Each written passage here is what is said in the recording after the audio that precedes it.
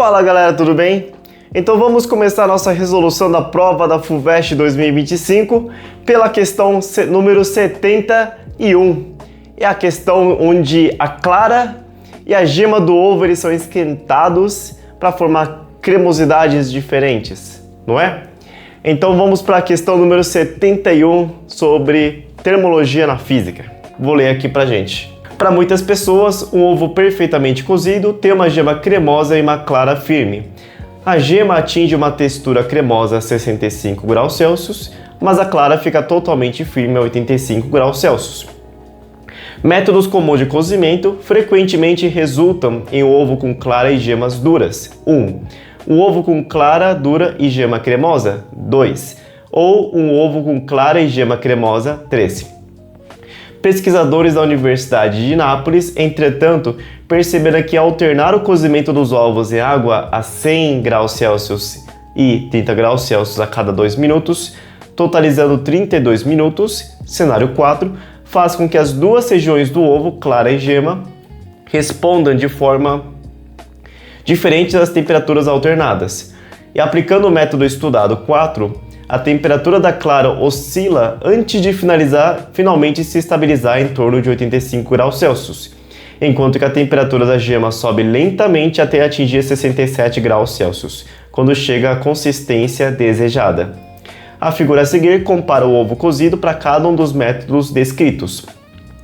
Suponha que em cada método de cozimento, cada parte do ovo, clara e gema, seja aquecidas a uma temperatura inicial de 20 graus Celsius, até as respectivas temperaturas finais apresentadas na figura. A quantidade de calor recebida Qn pelo conjunto gema mais a clara para o método de cozimento n igual a 1, 2, 3 e 4, em ordem crescente é letra A letra E, sabendo que o calor específico da clara é 3,8 e o calor específico da gema é 3,1 e a massa do ovo é 50 gramas. Pessoal, bem bacana essa questão.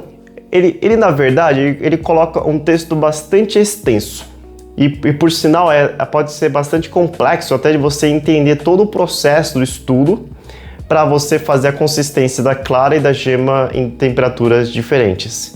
Mas o ponto pessoal, é que muitos desses exercícios de vestibular, ele coloca um texto para no final ele fazer uma pergunta muito mais simples do que aquele contexto todo que ele está trabalhando. E nesse caso não é diferente. O que ele basicamente está perguntando nessa questão? Ele está perguntando qual que é o cenário 1, 2, 3 ou 4 recebeu mais calor, sabendo que em cada cenário a temperatura atingida pela clara é uma e a temperatura final atingida pela gema é outra, ok? Então, estamos falando sobre o conteúdo de calorimetria, beleza? Que é um conteúdo básico que sempre cai no vestibular. Que, inclusive, nós vamos ter uma aula gravada sobre calorimetria nesse canal. E agora? Bom, a temperatura, olhando para esse cenário, o que o exercício ele nos diz? Ele nos diz que o ovo ele começa a uma temperatura de 20 graus Celsius. Se o ovo ele começa a 20, portanto, tanto a clara quanto a gema, eles começam a 20 graus Celsius. Concorda? Ok. E depois, em cada um dos cenários, ele vai receber uma quantidade de calor até que a clara atinja uma temperatura dela, Tc, e a gema também seja aquecida a uma outra temperatura que eu vou apelidar de temperatura Tg, a temperatura final da gema. Ok? E como estamos lidando com calores que mexem com mudança de temperatura, claro que o conteúdo que nós estamos tratando é de calor sensível. Qual que é a fórmula do calor sensível? Q igual a mc vezes ΔT. Esse é a variação de... é o calor que está atrelado à variação de temperatura do material, ok?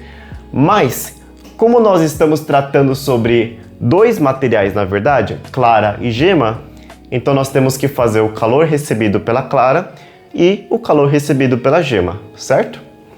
Então essa equação ele fica em duas parcelas. Vamos ver como é que fica? O calor é o calor recebido pela clara mais o calor recebido pela gema. O calor recebido pela clara, qual que vai ser? Vai ser a massa da clara, que é igual ao da gema, nesse caso. O próprio exercício ele nos disse, vezes o calor específico da clara, qual que é? Na tabela do exercício ele nos diz quanto é. Ele é 3,8. Vezes a variação de temperatura.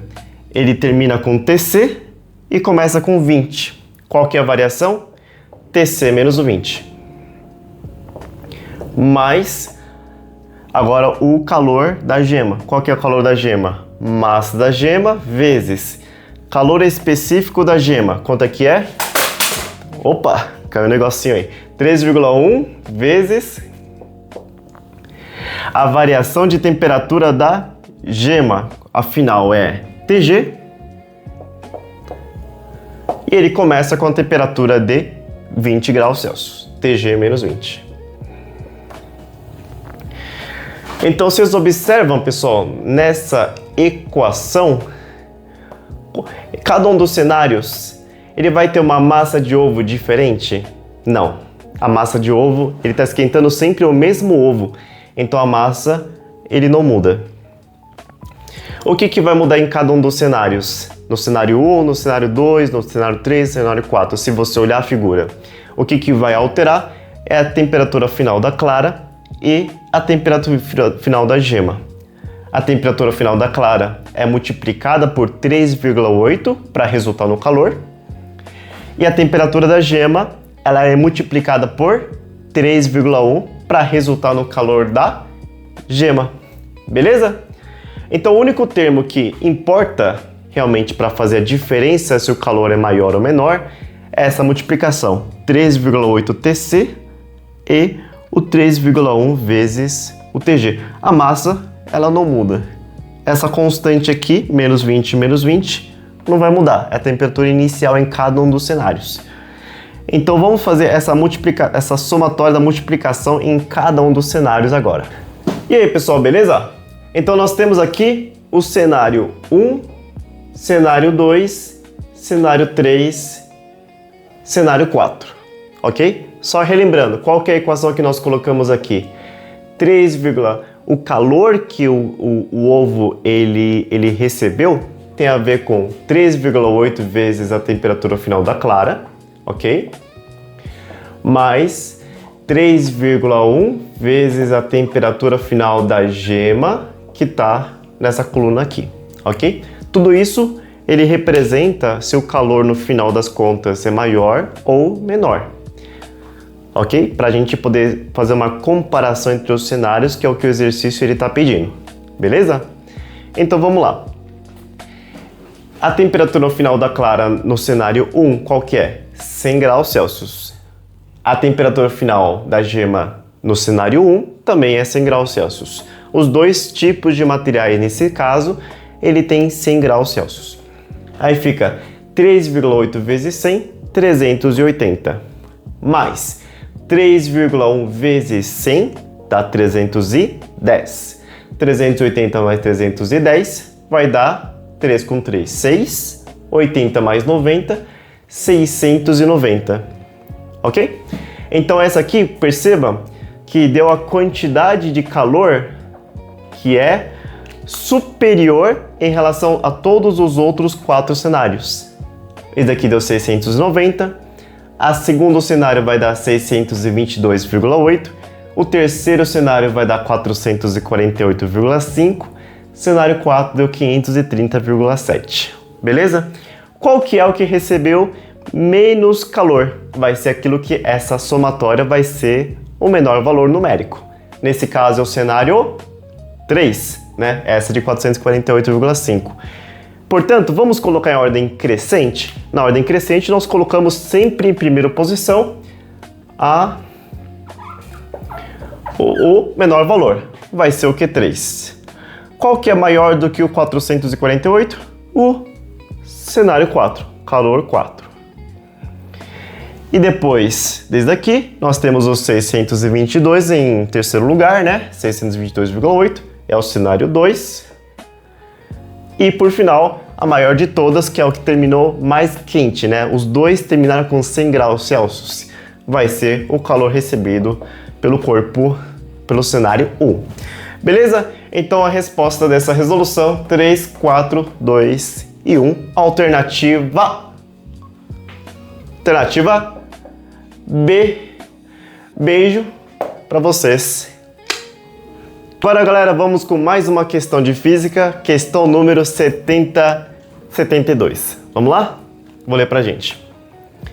Apareceu um bule de café. Gente, quem é que gosta de café? Faça aí nos comentários aí, quem é do time do café, quem é do time do chá. Vamos lá. O artigo recentemente publicado na revista Physics of Fluids investigou de que modo fatores como a altura e a velocidade da água despejada na preparação de café filtrado, parte A da figura, influencia no sabor da bebida pronta. Um dos parâmetros importantes é a velocidade do jato de água ao atingir a lâmina de água que já está no filtro. Uma das conclusões do estudo é que a velocidade acima de 2 metros por segundo leva a uma melhor mistura do pó de café com a água. A parte B da figura esquematizada, a situação descrita em que H é a altura da lâmina de água e D é a altura do despejo da água do bule, medidas que têm a base do filtro como referência. Assumindo que seja desprezível a velocidade do jato quando a água começa a ser despejada do bico do bule para uma altura de H igual a 8 centímetros, qual a altura mínima D de despejo para que a velocidade do jato ao atingir a água seja de pelo menos 2 metros por segundo? Considera a gravidade igual a 10. Bom, esse cenário, pessoal, é o cenário de queda livre. Por quê? Porque nós temos aqui a lâmina de água, ok? O bule, ele vai se soltar de uma determinada altura e o próprio exercício ele disse que a velocidade inicial que a água sai do bule, ele pode ser desprezada. Então, se a velocidade pode ser desprezada, qual que é a velocidade que a gotícula de água, na hora que ele sai do bule, livre, leve e solto, ele tem? Velocidade de 0 metros por segundo. E ele é, então, acelerado por um campo de gravidade, certo? Pela aceleração gravitacional G. Essa aceleração gravitacional G é responsável por acelerar essa água até uma velocidade V, que eu quero que seja de 2 metros por segundo, ok? Essa situação é marcadamente uma situação de queda livre. Velocidade inicial 0, despreza-se a resistência do ar até atingir uma velocidade V. Bom, essa velocidade ele parte de uma altura que ele chama de uma altura D e a lâmina de água está a uma altura H.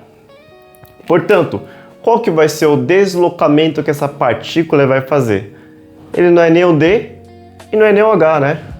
Ele vai aqui, termina aqui. Essa medida do D menos essa medida do H, beleza? Então ele percorre D menos H. Na equação da queda livre, uma das equações que nós podemos utilizar é a chamada equação de Torricelli. Velocidade igual a raiz de 2 vezes a gravidade vezes a distância percorrida. Qual que é a distância percorrida? Aqui, D menos H. Nesse caso, ok? E aí nós resolvemos.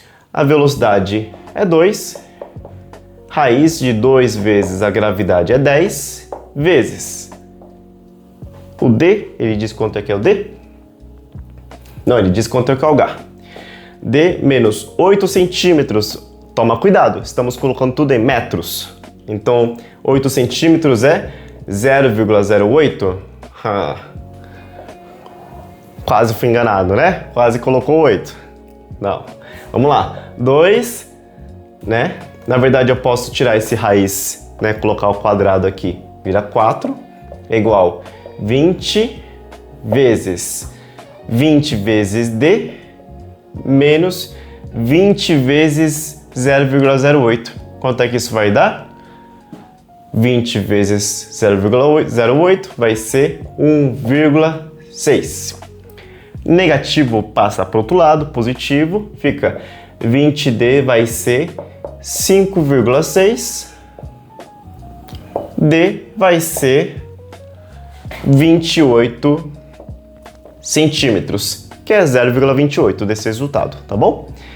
Convertendo para centímetros, 28 centímetros, alternativa E. E de elefante. Beleza? Um grande abraço. Pessoal, vamos lá? Agora, questão número 75 é a questão da bolinha que uma criança brinca no chão, lança sobre o chão, ele quica e volta. Vamos lá? Uma questão sobre cinemática. Vou ler com vocês. Uma criança brinca com uma bolinha, deixando cair em direção ao chão, onde ela quica e retorna praticamente à altura de origem. Qual dos gráficos a seguir melhor representa como a altura da bolinha varia com o tempo? Ok? Então, qual que é a situação que nós temos aqui? Uma criança, ele abandona, né, a bolinha aqui no ar, a uma determinada altura, que ele não falou qual que é. Aqui eu vou registrar a passagem do tempo, beleza? Tempo, ok? E aí, pessoal, no momento em que ele abandona a bolinha, ele fica sujeito a uma aceleração. Essa aceleração é uma aceleração da gravidade, que ela é responsável por acrescentar 10 metros por segundo de velocidade a cada segundo. Então, no primeiro instante, ele não tinha quase nenhuma velocidade, ele adquire uma determinada velocidade depois de um tempo. Mas, depois de passado mais alguns segundos, a velocidade ele fica bem mais rápida, ok? Nós temos a mesma velocidade V1, aqui nós temos uma outra velocidade V2 bem maior. Pessoal, eu gosto de raciocinar da seguinte forma. Nesse caso aqui, nesse deslocamento nesse primeiro instante, vocês acham que é um deslocamento grande ou é um deslocamento pequeno que esse móvel ele faz? Pensa, ele começa do repouso, parado. Ele começa a adquirir um pouquinho de velocidade depois de alguns segundos. Esse deslocamento ele tende a ser bastante pequeno, certo? Porque a rapidez do corpo ele ainda está adquirindo velocidade. Então é um deslocamento pequeno nessa passagem do tempo. Só que logo em seguida, olha só, essa velocidade, depois do mesmo período de tempo, ele adquire uma aceleração que faz com que essa velocidade fique ainda maior. Nesse caso, pessoal, esse deslocamento, ele vai ser um deslocamento em relação a esse, um deslocamento pequeno ou um deslocamento grande, já que ele já tinha uma velocidade e ainda fica com uma velocidade maior ainda. Bom, o deslocamento aqui vai ser grande. Então ele começa com deslocamento nulo, depois ele fica com deslocamento pequeno, depois esse deslocamento vai aumentando com o tempo. É como se fosse no gráfico de y por tempo, y sendo a altura, tempo t, o tempo. Então nós vemos que ele começa com deslocamentos pequenos e depois ele começa com deslocamentos grandes por conta do seu aumento de velocidade. Depois ele quica no chão. No momento que ele quica no chão, a bolinha que ele está descendo, ele faz o quê? Ele dá um pulo, não é? Ele está indo para baixo, ele vai com a mesma intensidade e velocidade, só que no sentido para cima. Então esse movimento ele reverte e aquilo que ele faz para baixo, ele começa a subir. Depois ele vai, que nem um ping-pong, né? Sobe, desce, sobe, desce. Então o gráfico de posição que melhor representa o movimento é o gráfico da alternativa C de coração. Beleza? Então C de coração, alternativa correta do exercício 75. Então, vamos seguir firme e forte. Questão número 76, questão 77 sobre acústica. Beleza? Já falando do ondulatório, mas é acústica. Vamos lá. A alternativa, questão número 76, envolve um texto prévio. Vamos ler. O gráfico a seguir mostra o resultado do exame de audiometria tonal de um paciente. O eixo vertical refere-se ao nível de intensidade sonora, alfa, medido em decibéis, e aumentando de cima para baixo. É um gráfico inverso. Necessária para que a pessoa possa ouvir o som emitido pelo audiômetro a uma dada frequência F, medida em Hz, representado no eixo principal. Então aí nós temos o gráfico da frequência e pelo eixo vertical em decibéis, representando pelo alfa. Quanto menor o valor de alfa, melhor é a resposta auditiva do paciente naquela frequência F. O uso de aparelhos auditivos pode ser uma forma de melhorar a resposta auditiva em determinadas frequências. 76. Considerando os valores de alfa registrados em 8.500 Hz para esse paciente, qual é a razão entre as intensidades das ondas sonoras emitidas pelo audiômetro nessas duas frequências? Aí ele te dá uma equação sobre a quantidade alfa em decibéis a partir de uma intensidade sonora, beleza? Bom, primeira coisa, ele fala sobre o alfa em dois tipos de canais de frequência. A primeira frequência é de 8.000 Hz, a segunda frequência é de 500 Hz. Se você observar esse gráfico que está em cima, é um gráfico que relaciona essa frequência pela intensidade alfa em decibéis, intensidade sonora. Bom, se nós cruzarmos aqui, é a questão número 76, nós vemos que a frequência quando a frequência é 8.000 Hz, se você for ver no gráfico, o alfa ele vai ser qual valor? O alfa vai ser, pelo que eu estou vendo aqui, 50 decibéis, ok? E esses 50 decibéis, ele vai ser igual ao quê? Ele vai ser o 10 vezes o log da intensidade sonora dividido pelo I0, ok? A partir dessa equação, nós podemos fazer o seguinte, 0 corta com 0, ok? Fica 5 igual ao log de tanto. E na base desse logaritmo nós temos a base 10, então fica 10 elevado a 5 é igual a I sobre I0. Então a intensidade quando a frequência é 8.000 sobre I0 é 10 elevado a 5. Então a intensidade sonora de 8.000 ela é I0 vezes 10 elevado a 5. Perfeito? Beleza? E no momento que você fizer a mesma coisa para a frequência de quanto? De 500 Hz. Frequência igual a 500 Hz. Nós temos que o alfa nesse caso, ele vai ser igual a... O alfa nesse caso vai ser igual a... Se você for ver o gráfico, o alfa é igual a 20. Beleza?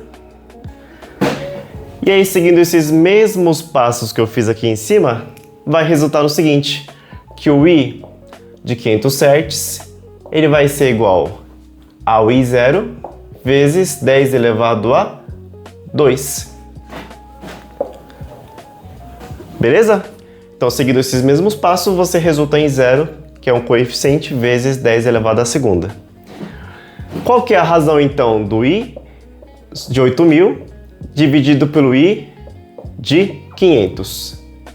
Ele vai ser I0 10 elevado à quinta dividido pelo I0 vezes 10 elevado à segunda. Ok?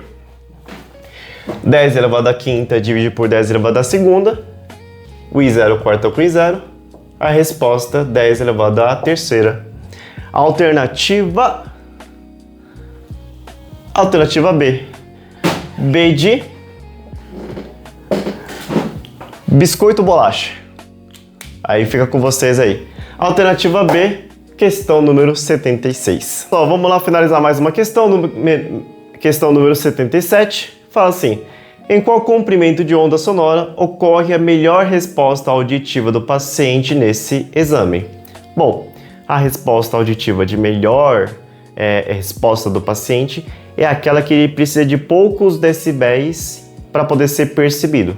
Qual que é o menor decibéis aí? sabendo que o gráfico está invertido, né? Os menores valores desse gráfico, eles são na parte de cima. Então, se formos para o topo dessa curva do gráfico, vemos que a quantidade de decibéis, mais ou menos relacionada a 10, né?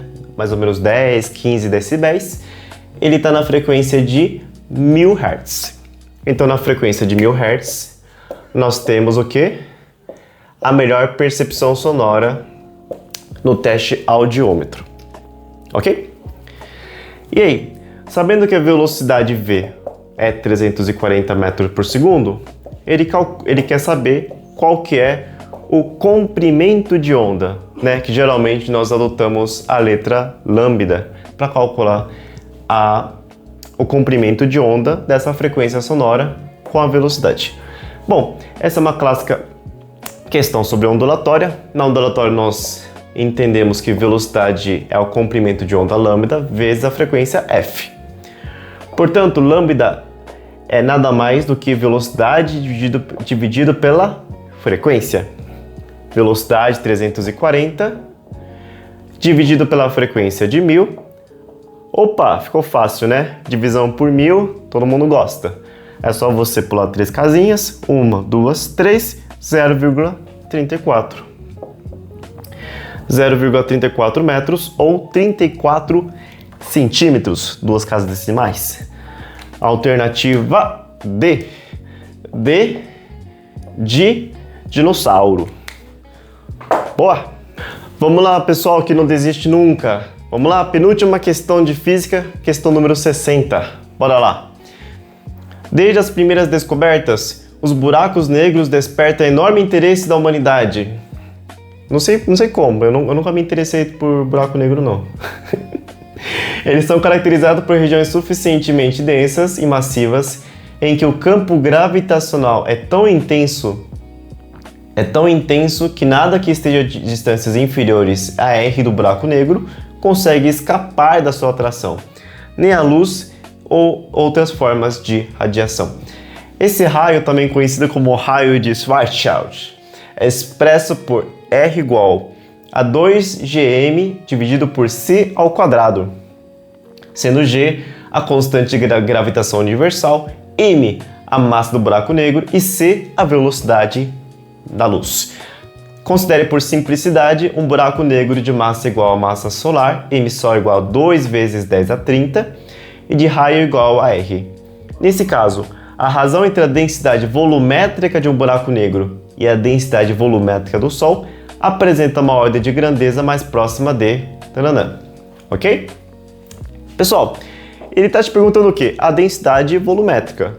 Ele te dá como aproximação no Note a Dot que tanto o buraco negro quanto o Sol eles têm um raio e um formato esférico. Ok?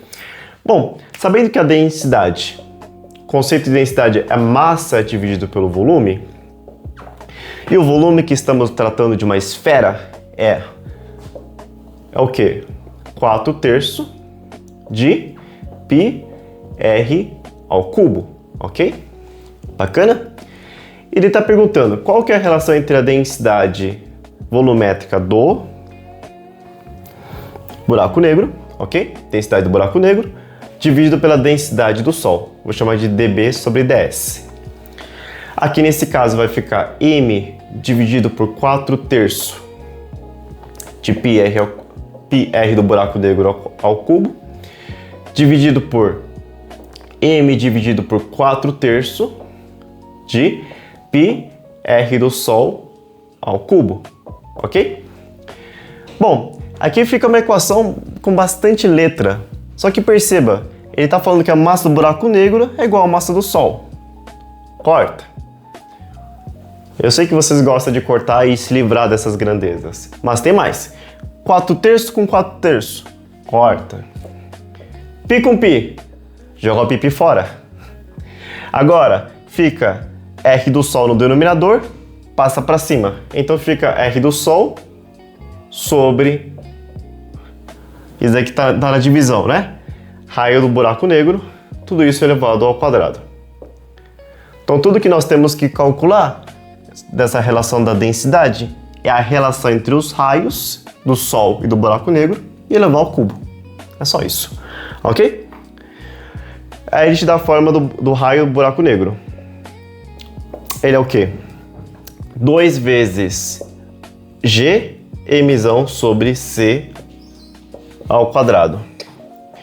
Bom, o valor do G, quanto é que é, pessoal? Ele fala que é... Oxe, 10 elevado a menos 10, né?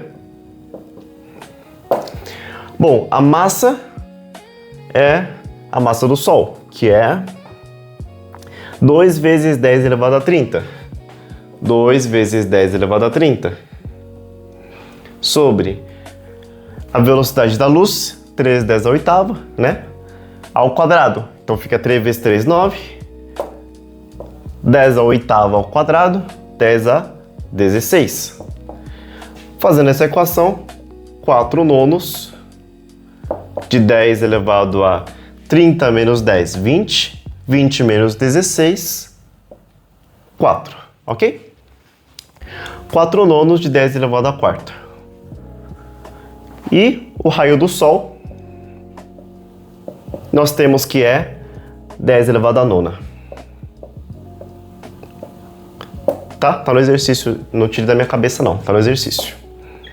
Então nós temos o raio do Sol, nós temos o raio do buraco negro, é só dividir um pelo outro e levar ao cubo, ok? Quanto é que isso vai dar? Raio do Sol, 10 elevado a nona, dividido pelo raio do buraco negro, 4 nonos, o 9 sobe para cima, o 4 fica para baixo, 10 elevado a quarta, ok? E aí fica 9 dividido por 4, 2,25, esqueci do cubo, né? 2,25 ao cubo, vezes 10 elevado a nona, 9 menos 4, 5. 5 ao cubo, 10 elevado a 15, ok? Então fica 2,25 elevado a cubo, vezes 10 elevado a 15.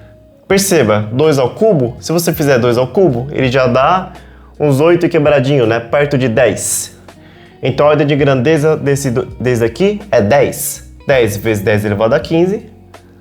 10 vezes 10 elevado a 15, né? Aproximando 2,25 ao cubo com uma ordem de grandeza 10.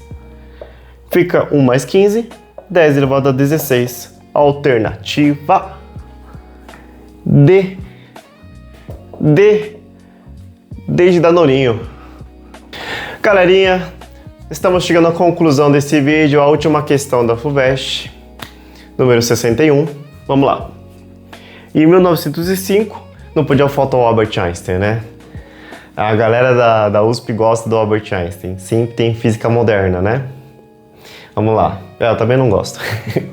Em 1905, Albert Einstein propôs que a luz, um tipo de radiação eletromagnética, é composta por fótons, sendo que cada fóton tem energia proporcional à frequência da luz, F, e a constante Planck, H. Nesses termos, E igual a HF, e a intensidade da luz é a medida da quantidade de fótons. Essa interpretação foi fundamental para o desenvolvimento da teoria quântica da luz e para explicar o efeito fotoelétrico. Esse efeito consiste em um fenômeno físico no qual elétrons são ejetados de um material, geralmente um metal, quando este é irradiado com luz cujo fótons tem energia maior que a energia de ligação do elétron ao material, também conhecida como função de trabalho. Assim, quando o fóton incide sobre a superfície do material, a energia excedente, transformando-se em energia cinética do elétron que escapa da superfície. Em qual das situações a seguir, a energia cinética do elétron injetado no efeito fotoelétrico, ele aumenta. Bom, o efeito fotoelétrico, só de você ter visto esse experimento seria muito mais fácil, né? Por isso que aprender um pouco sobre física moderna, não profundamente, mas assim, lá o básico, saber quais são os principais experimentos que Einstein, que Planck, que outros cientistas daquela época fizeram, ajuda pra caramba em exercícios somente pelo contexto, né? Ninguém precisa saber física quântica profundamente, né? Mas aí ele fala, o efeito fotoelétrico, basicamente o seguinte: é um efeito em que uma chapa metálica recebe a incidência de luz, e essa incidência de luz faz com que um elétron ele se solte da placa e faça uma corrente desse elétron para outro lado, porque ele consegue se desprender dessa placa metálica ao receber a energia aqui da luz, ok? Essa luz, ele diz que a luz é composta por fótons cuja energia é H vezes F. Ou seja, quanto mais energia ele receber, mais esse elétron ganha energia cinética, mais ganha essa energia para se movimentar. E essa energia é H vezes F. H é o que? A constante de Planck.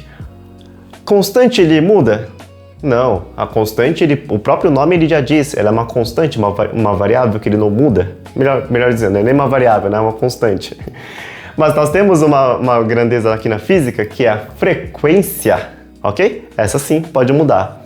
As frequências das luzes visíveis, por exemplo, nós temos desde violeta, desde vermelho, né? As vermelhos elas possuem frequências menores, as violetas possuem frequências maiores. E assim por diante, nós temos raio-x, nós temos micro-ondas, nós temos diversas frequências de luz, dentre elas as luzes visíveis, ok? Então nós temos uma gama aqui de frequências que nós podemos aqui estar comentando, né? De que cada uma dessas frequências carrega uma quantidade de energia, ok? Portanto, como é que eu faço para a energia do elétron aqui se desprender e aumentar, ganhar mais energia cinética? Aumentando a frequência, ok? A alternativa C. C de cebolinha.